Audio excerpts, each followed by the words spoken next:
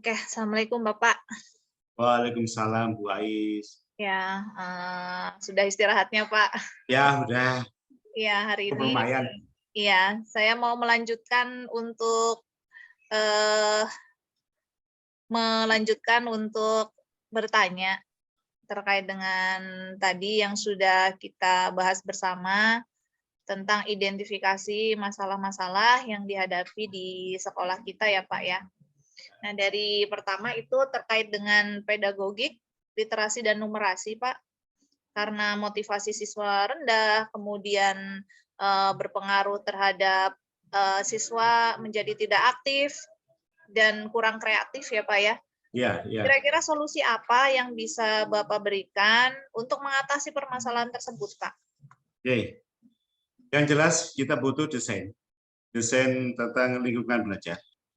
Lingkungan belajar ini bukan hanya infrastruktur ya, bukan hanya bangunan dan seterusnya. Tapi lingkungan itu termasuk teman sejawat, termasuk guru, cara pelaksana dan seterusnya. Untuk guru paling enggak itu harus diadakan pembinaan sama untuk pembelajaran, metode pembelajaran inquiry yang mendukung literasi. Ya, yang mendukung literasi ada metode inquiry, discovery, BLPCPL itu kan langsung menuju ke sana dan ini harus dipahamkan, dibina, kemudian bagaimana implementasinya keseharian itu harus diwujudkan melalui habituasi, pembiasaan. Ini nggak serta-merta sekali dua kali, butuh waktu lama, apalagi pembelajaran abad 21 yang mengarah ke siswa. Biasanya kita para paradigma pakai ceramah dan seterusnya, ya kan? Nah, sekarang paradigma itu harus berubah dan tidak mudah karena kita dari kecil sampai besar sampai tua ngajar pun kita ditemukan dengan model pembelajaran, model guru yang ngasih ceramah. Dan ini merubah paradigma itu nggak segampang itu, butuh pembiasaan, butuh habituasi. Solusinya paling nggak kunci-kuncinya ada di RPP.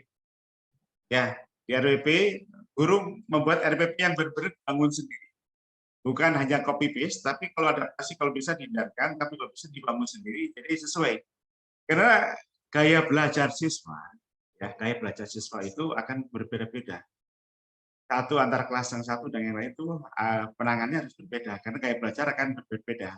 Nanti saya akan mengirimkan ke setiap guru, bahkan semuanya saya kasih hasil psikotes. Ya, itu kan ada gaya belajar. Nah, biar dikondisikan, sekian berapa persen buat pemetaan untuk anak-anak, misalkan oh, ternyata 50% anak kinetis. Makanya harus banyak praktek. Kalau tempatnya audio, berarti bisa ceramah atau bagaimana, atau audio visual, tukang film dan seterusnya. Yang jelas, kalau sudah berdasarkan pengalaman, anak-anak itu sukanya dipraktek. Nah, ini harus dititik beratkan di sana untuk mengatasi itu semua untuk guru. Sementara untuk lingkungan belajar yang lain, contoh misalkan suasana kelas harus merangsang anak-anak untuk berinovasi. Contoh gini, saya itu masih ingat sekali tahun 86, ya, saya masih SMA. Saya sering baca bukunya, ada beberapa buku, masuk punya si Stanislavski, Perseman Seraktor. Lumayan itu ada Richard Boleslavski. Saya ingat saat masuk kelas, mereka ada kelas-kelas. Mau masuk kelas itu si Stanislavski udah nempelkan di pintu. Ini kelas imajinasi. Jadi anak begitu masuk, ya masuk kelas, mereka sudah siap begitu masuk di kelas ternyata susunan bangku sudah berubah semua. Perasaan inovasi anak-anak. Oh saya harus begini, begini, begini untuk berimajinasi. Dan masih banyak lagi contoh-contoh itu. Nah ini harus dibangun.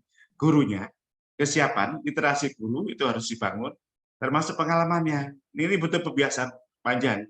Kalau anak-anak sendiri, secara potensi luar biasa anak-anak sendiri. Ya, cuman tinggal bagaimana guru mengelola guru ini kompetensinya dinaikkan.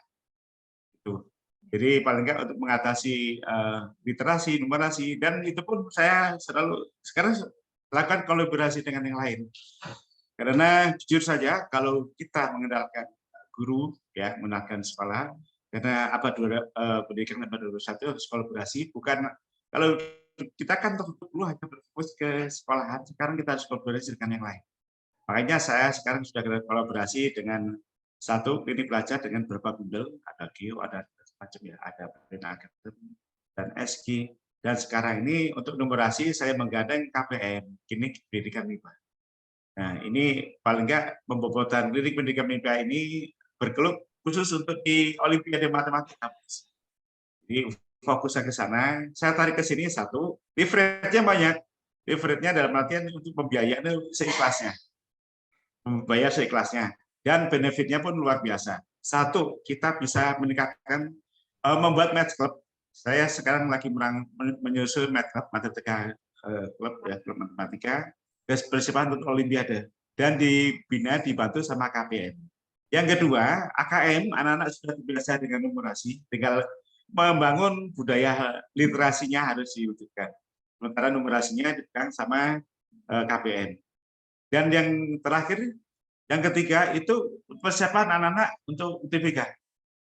Nah, sekarang kan skolastik tidak lagi ada TPA 3. Nah, fokus ke sana. Makanya untuk pembimbingan anak di matematika penalaran saya serahkan ke KPM untuk membantu membackup kita semua biar anak-anak agak meningkat tingkatnya pemahaman tentang matematika penalaran. Ya, termasuk logika matematika, logika penalaran, dan seterusnya. Itu, Mbak Is. Iya. Oke, Pak. Jadi intinya kalau di sini solusinya itu tidak hanya literasi pada siswa saja yang harus dibangun, tetapi guru pun demikian ya, Pak ya? Guru, semua stakeholder, Ya. warga sekolah harus dibangun. Semua stakeholder harus dilibatkan semua ya, Pak ya, supaya nanti bisa tercapai dan ada perbaikan dalam hal literasi. Ya, jadi ya, paling enggak target budaya kerja, budaya literasi, budaya numerasi itu sudah terbangun, itu akan berjalan dengan sendirinya. Jadi enggak target dari sini bisa anak-anak bisa nyusun karya ilmiah dan seterusnya.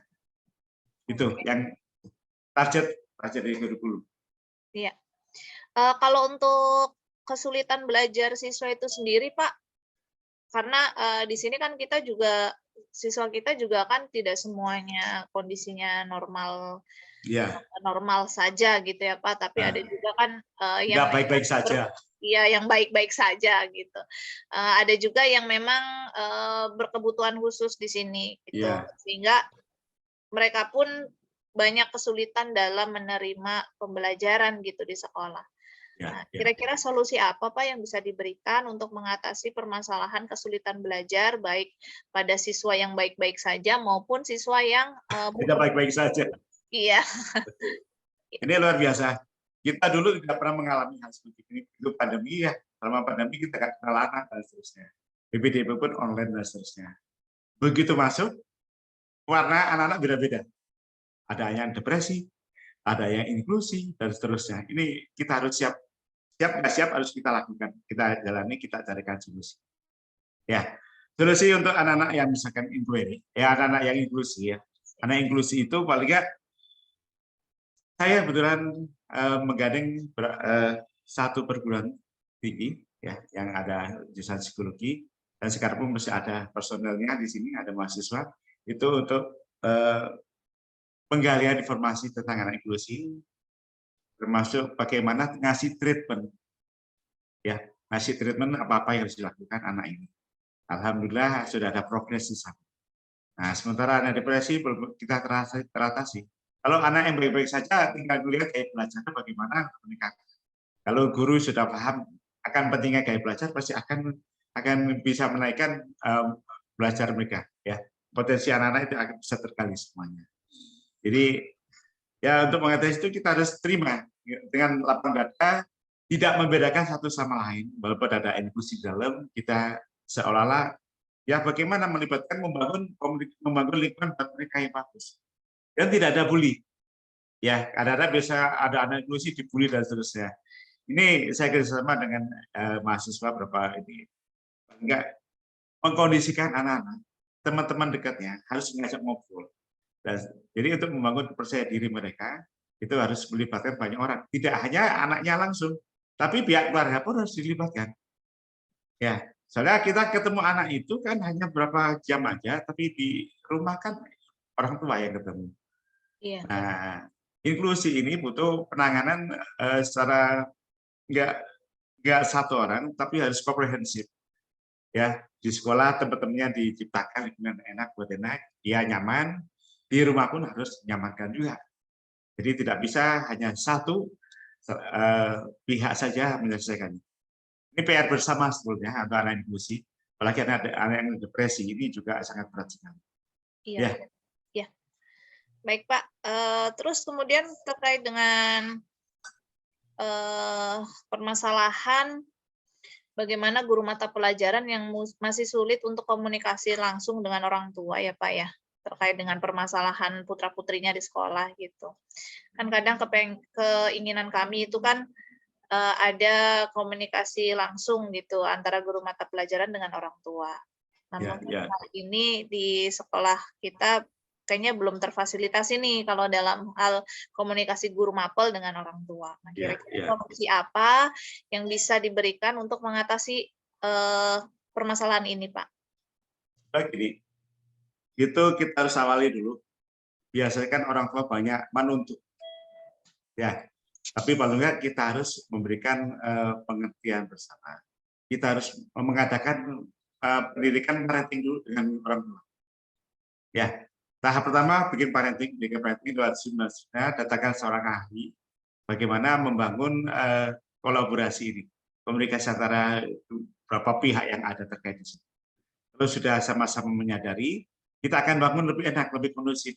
Kalau misalkan kita kasih fasilitas langsung, kadang-kadang ada jadi miskomunikasi, karena ego, ya, ego siapapun, orang tua, ego guru, dan segala macam, ini akhirnya jadi mengeras di sana. Paling nggak, terus ada yang menjembatani dulu. Kita buka koneksi, itu harus ada yang paling nggak bikin jembatan dulu lah, jembatan orang tua. Saling pemahaman ini penting. Baru nanti kita kolaborasi dengan Bapak Ibu guru dengan orang tua. Tapi kalau bisa dipaksakan, kuatannya itu. Berarti tidak pahaman di sini jadi masalah tersendiri di sana. Itu, Bu Ais. Ya, Pak. Baik, Pak. Selanjutnya, Pak, terkait dengan pemahaman model pembelajaran nih, Pak. Pembelajaran inovatif akan berhubungan dengan model-model pembelajaran yang tentunya cukup banyak model gitu, sehingga mengakibatkan Bapak Ibu guru itu merasa kebingungan nih. Kira-kira materi ini bagusnya pakai model apa gitu. Karena dari awal mungkin ya kurang adanya pemahaman nih dari masing-masing model ini gitu kan. Sehingga karena kurang paham, kita juga jadi bingung menerapkan model inquiry misalkan atau discovery itu harusnya pantasnya atau tepatnya di bab mana gitu kan. Nah, ini mungkin belum ahli nih, belum lihai nih Bapak Ibu menerapkan model-model tersebut. Kira-kira solusinya bagaimana Pak untuk bisa maksimalkan Bapak Ibu guru kita itu untuk bisa menggunakan model-model pembelajaran yang inovatif? Ya, saya sendiri punya program, Bu Ais. Kemarin kan beberapa kali bertemu dengan guru-guru muda ya. Saya mengadakan pertemuan itu satu.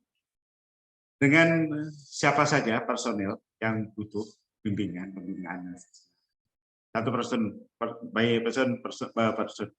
Kemudian kita mengadakan komunikasi dengan guru serumpun. Ya, biar sama pemahamannya. Jadi bisa konsultasi di sana. Kan banyak sekali, ada 95 metode yang bisa digunakan yang untuk abad 2001 ini. Nah, itu kita bisa untuk memotong materi ini pakai apa batasnya? Jangan sampai salah. Masa orang mau maku pakai gergaji kan begitu kan? Nah, ini harus disadarkan, dipahamkan dulu pemahamannya. Saya lagi menyusun buku panduan ya, alhamdulillah baru di bab kelima, panduan untuk guru untuk penyusunan RPP dan seterusnya. Mudah-mudahan secepatnya tahun ini selesai. Ya, karena butuh waktu konsentrasi. Ya.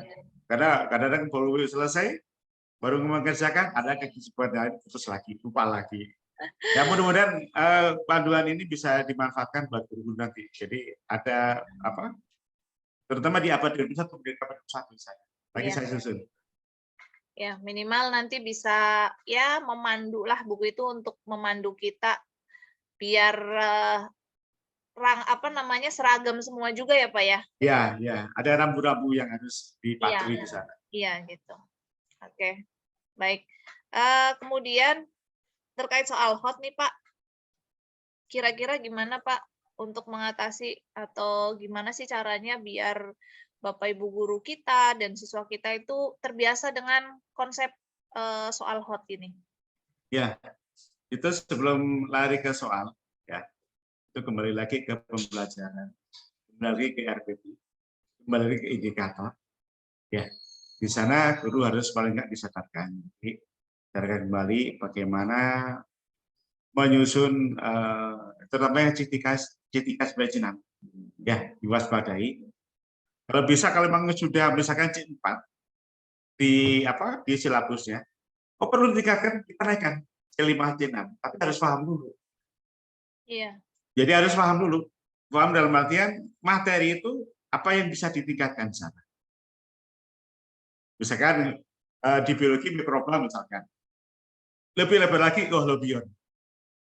Holobiont tanaman misalkan. Itu akan lebih luas lagi yang dipelajari termasuk ekosistem dan seterusnya. Anak-anak bisa berdiskusi di sana.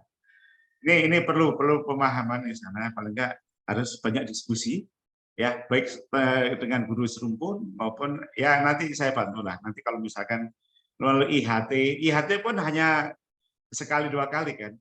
Yang penting adalah pembinaan secara sustainable, secara berkelanjutan dan terpola, terprogram, ya paling nggak sudah ada terjadwalkan di sana. Jadi paling nggak si mapel ini ada apa dan seterusnya. Lagi saya susun Bu Ais, lagi saya susun itu, ya. Iya Pak. Mudah-mudahan semuanya bisa terlaksana Ya. dengan sesuai rencana ya Pak ya. Ya. Gitu. Banyak lagi nyusun program termasuk program literasi saya buat susun dan seterusnya. Iya. Oke, satu lagi Pak. Satu lagi terkait dengan pemanfaatan teknologi atau inovasi dalam pembelajaran, Pak. Jadi bagaimana caranya mengoptimalkan pemanfaatan teknologi dan inovasi pembelajaran ini ke depannya untuk Bapak Ibu guru maupun siswanya di sekolah kita, Pak. Yang pertama infrastruktur, siapkan infrastruktur dulu. Ya, infrastruktur harus ada siap dulu, baru kita berinovasi apapun itu bentuknya di pembelajaran maupun di LMS dan seterusnya. Infrastruktur tersedia, termasuk jaringan internetnya. Yang penting jaringan internetnya dulu. Kalau untuk gadget segala macam ada dulu siap, tapi infrastruktur termasuk WiFi dan seterusnya itu sangat perlukan. Ya, kalau LMS itu butuh pendampingan. Ya, butuh pendampingan untuk yang sesepuh dan seterusnya. Sementara guru yang muda pun harus ditingkatkan. Termasuk bawa Canva dan seterusnya, terus harus dekat untuk penggunaan media-media seperti ini. Iya. Jadi itu gambarnya, Bu Is. Iya. Ya. Baik Pak, terima kasih cukup membantu saya dalam menyelesaikan pengeksplorasian penyebab permasalahan yang saya munculkan di identifikasi masalah yang sedang saya buat ya Pak ya. Terima kasih Pak Siswandi, banyak sekali pencerahan di sini, ilmu baru yang saya dapatkan, mudah-mudahan kedepannya bermanfaat untuk saya. Dan Bapak, terima kasih juga atas waktunya.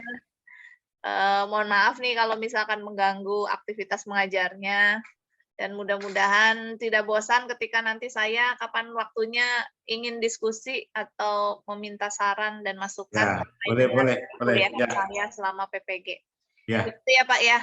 Oke, ya. Bapak tetap jaga kesehatan. Terima kasih Bapak. Ya, terima kasih ya, sama-sama. Ya, Pak. Oke.